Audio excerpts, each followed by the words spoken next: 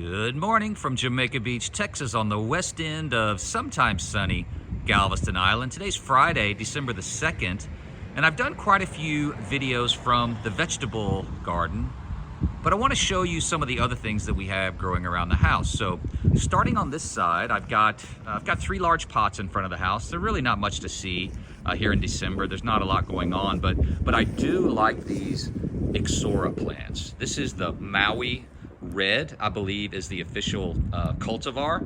It's a fantastic plant for containers. It works really well in this spot because it doesn't mind a lot of wind, although you can see this is even getting a little dried out. Although it's fully watered, we've had a lot of rain, but it's been cold and windy, and the leaves don't look that great, but they'll bounce back soon.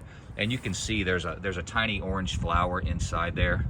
This will bounce back when we get some sunshine and some warm weather. But excellent, very low maintenance plant for a large pot. I'm really happy with how those are working out.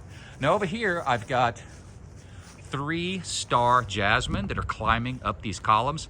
I made another video specifically about the star jasmine. You may want to check that one out as well. But absolutely love these climbing evergreen perennials. They flower in the spring. And when they're flowering, it smells like a perfume factory around here. It is absolutely phenomenal. Now, you will need to install a wire of some sort up the column so that they get something to hold on to as they climb. But once they once they start climbing, they'll just start taking care of themselves. Very low maintenance. You do have to cut them back. I would say, maybe not quite a bit, but you do need to keep them pruned up. They'll get a little unruly, but that's also what's kind of neat about them. But fantastic plant. I probably get more comments about this jasmine than any other thing in the yard, and it's very common, very easy to grow, low maintenance, and they're a lot of fun, especially when they're flowering. Now here we have some birds of paradise that have been here since we moved into this house. They've been super durable, also very low maintenance. You can see this one has a ton of flowers on it. I probably need to cut those back. They're looking a little raggedy, but they've survived the 20-degree deep freeze. They did freeze back to the ground, but you can see they came back quite nicely, and they're very full and thick. They've also survived a couple of like 6-inch floods. So we're about a half mile from the beach, but we're close to a little boat launch. And when high tides roll in during a storm, sometimes we'll get a few inches of water in the yard, but these guys have survived both freeze and floods. Now, the jasmine are not so lucky. They died back in the freeze. So this is the 3rd time I planted these, but they grow so quickly. This is less than a year's worth of growth, and you can see that they're doing really well. Jasmine aren't expensive, $5 I believe for these plants when you find them in the nursery. So check it out if you're looking for something that's evergreen and climbing. More birds of paradise. Over here we have a giant leopard plant. And we had this in a pot up on the deck for a couple of years. We moved it inside during the deep freeze, and it started getting covered with black mold and all kinds of ugly looking crud. So I took it out of the pot, cut it back, and stuck it in the ground down here. Now this isn't the ideal location. It's not crazy about full sun, but I put it here anyway just because I had the spot for it. And it's actually done quite well. It's a little yellow from the direct sun. We've had a lot of wind lately, but this is a wonderful perennial. It's going to do great all winter long, and you can see as soon as it got a little bit cold around here, which is in the 50s, it shot up all these flowers. So even though it's not the ideal place, it's doing just fine. Now here is one of my all-time favorite flowering perennials. This is mealy cup sage, also known as Victoria blue salvia. I started these from seed in August, planted them out about 6 weeks later, and they were flowering within a couple of weeks. So now I need to cut these back, cut back the flowers, and they'll rebloom. But you can see they're just covered in flowers. It's so nice to have things flowering here in December. The pollinators absolutely love it. The bees, the butterflies. It's a really nice low maintenance flowering perennial. I've made 2 or 3 videos on this plant if you want to check the channel and get more information on it. I've got a lemon tree here. Have not had much luck growing citrus between the floods and just my lack of knowledge on how to take care of citrus, to be honest. But I did have some swallowtail caterpillars on my lemon trees this year, which was really exciting because I love having lots of native pollinators and critters and butterflies. Just absolutely love that. And speaking of butterflies, I did a video on, I'm not sure if I did one or not, but this is a passion vine. You can barely see it growing up this post because I cut it way back, but this entire stairwell was covered in foliage over the summer, and we probably raised 100 or more Gulf fritillary butterflies. So grow a passion vine if you have the Gulf fritillary butterfly in your region. They're just so much fun.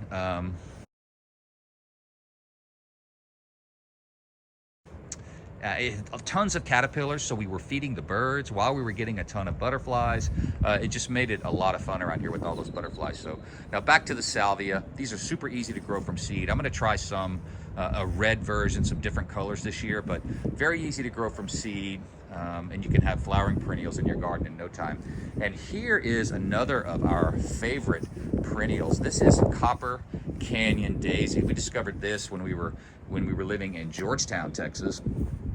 And absolutely wonderful perennial. I've read about Copper Canyon Daisy. It's also known as bush marigold and Mexican marigold. And some of the literature says that it will flower in the spring and summer. My experience has been it flowers in the late fall and winter, and that's exactly when this one is flowering. Now you can see it's just covered in this sea of yellow flowers, and there's a ton more blooms on there. So it's really just getting started. This is probably a third maybe of the flowers that are going to be blooming over the next week or two. So Copper Canyon Daisy, super low maintenance, no supplemental water needed. It loves full sun, so plant it where it's going to get a lot of sunshine. And it smells really interesting too. The foliage on these plants, some people don't care for it, but if when you smell these, they're absolutely wonderful. It's very unusual. Nothing else is like it. So if you're going to plant some Copper Canyon Daisy, be sure to take a good deep smell of them. Make sure you don't mind the fragrance. We love it. Some people aren't crazy about it though. Now this is a Mexican oleander. It's not a true oleander, but it's in the oleander family.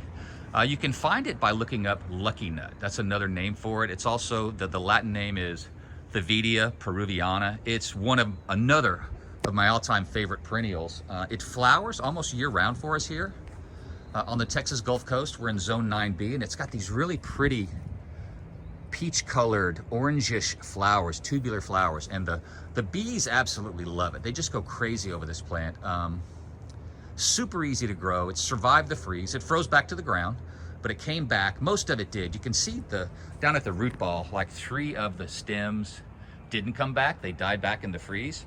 But I was really happy when this plant came back because it was the only one I had.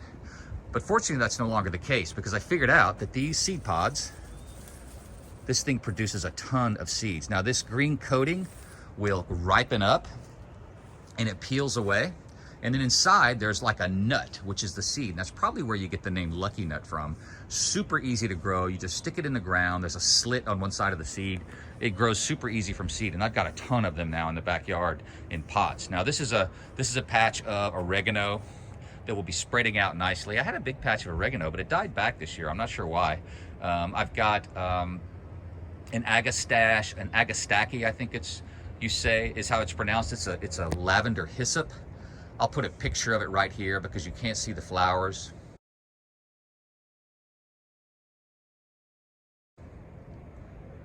But it's a fantastic flowering perennial. Again, pollinators absolutely love it. I've got a video of a lavender hyssop that's just covered in in honeybees. There's 10 or 20 of them on there.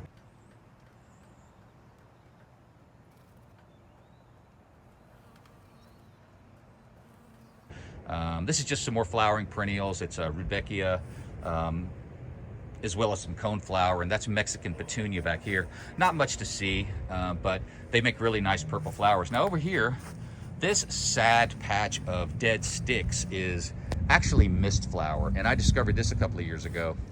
Another all-time favorite perennial. Flowering perennial, spreads by rhizomes as well as by seed. I'll drop a picture in here so you can see what it looks like when it's flowering.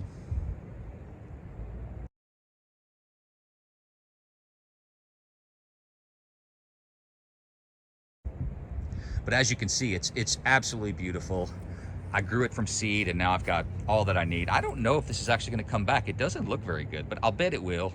I need to cut this back. But I've also started a bunch more plants. It spreads readily by seed, and you'll find these popping up all over the place. And you just dig them out of the ground and put them in a 4-inch pot, and you'll have more plants to share. This is another citrus tree. As you can see, also doesn't look so hot, but we've never had lemons or limes yet. But again, it's a host plant for swallowtail butterflies, so I love growing lemon trees even just for that. Now over here, stepping back to the vegetable garden, We've got a really nice patch of cilantro here that I started from seed. It's been super windy here lately and cold. And so as you can see, I put up these plastic panels, these plexiglass sheets propped up with some bamboo, and it makes it easy to turn those around to wherever the prevailing wind's coming out of. I got those sheets at I got those at Lowe's. So if you're looking for kind of an easy way to put up some windscreens around raised beds, these are the Birdies raised beds, and they make a good combination. Highly recommended. I've got more cilantro over here. It's a little over the top, but I love growing cilantro. I didn't have any plants to put in here, so I just threw in some extra seed. And I mentioned those Mexican oleanders that I started from seed. You can see I have a ton of them, so they're super easy to grow. You can just put them right in the ground and then dig them up once they grow a little bit. You can also start them directly in 4-inch pots, which I did. And I have all kinds of those Mexican oleanders. I'm gonna put a whole bunch more out in the yard eventually.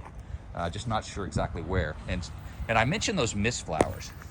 So these are all mist flowers that I dug up next to that patch, that kind of dead looking patch before. And so these are good to go. I'll put those out in the spring, and I can add more mist flower wherever I need it. And I've just got some various assortment of plants over here that I all started from seed. Here are a couple tomatoes. I grew these from seed this year. This is called Galahad. I got these tomatoes from Johnny's. I think I got them from High Mowing Seeds initially. Johnny's Selected Seeds also sells them. Fantastic determinate tomato. It doesn't get too large, so just a single cage that's staked up is sufficient. It has the flavor of an heirloom. Absolutely fantastic. It doesn't get too large though, and it has quite a bit of disease resistance. I didn't have trouble with blight as much this year because I was growing hybrids. Sometimes the heirlooms can be a little finicky. Now, this is kind of a sad patch of arugula and lettuce.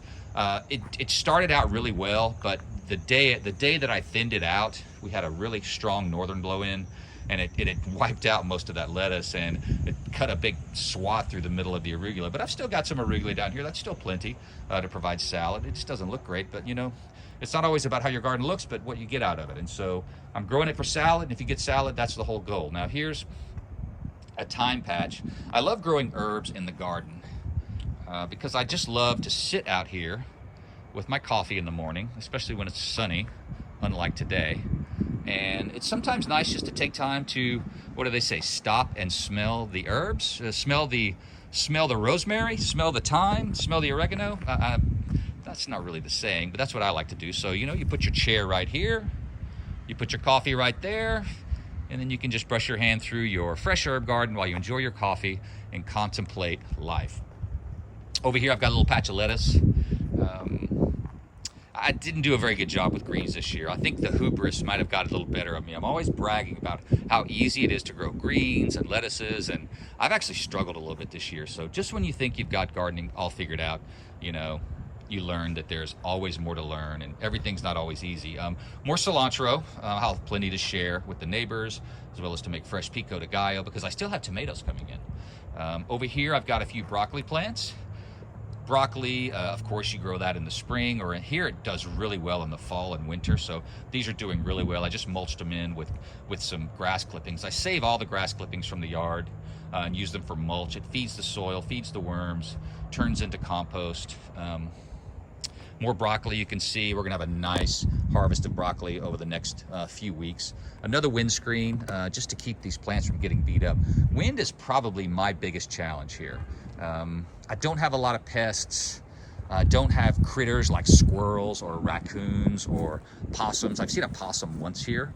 We had a rabbit that was living in one of the hedges, and we've had a mouse that was living out here. I think they may have been roommates, but nothing really eats the garden so much. Birds can peck on your tomatoes. Mosquitoes and fire ants are a challenge, but anyway, it's dealing with the wind that is my biggest challenge, to be honest. Now here's another tomato plant. This is summer pick. I'm pretty sure I made a video on summer pick. It is absolutely loaded with tomatoes, as you can still see. I've probably picked off a dozen or two tomatoes already, and it's still got plenty more on it. I got this tomato at Home Depot. Although I looked it up online and I found it at Totally Tomatoes if you ever wanted to start some from seed. But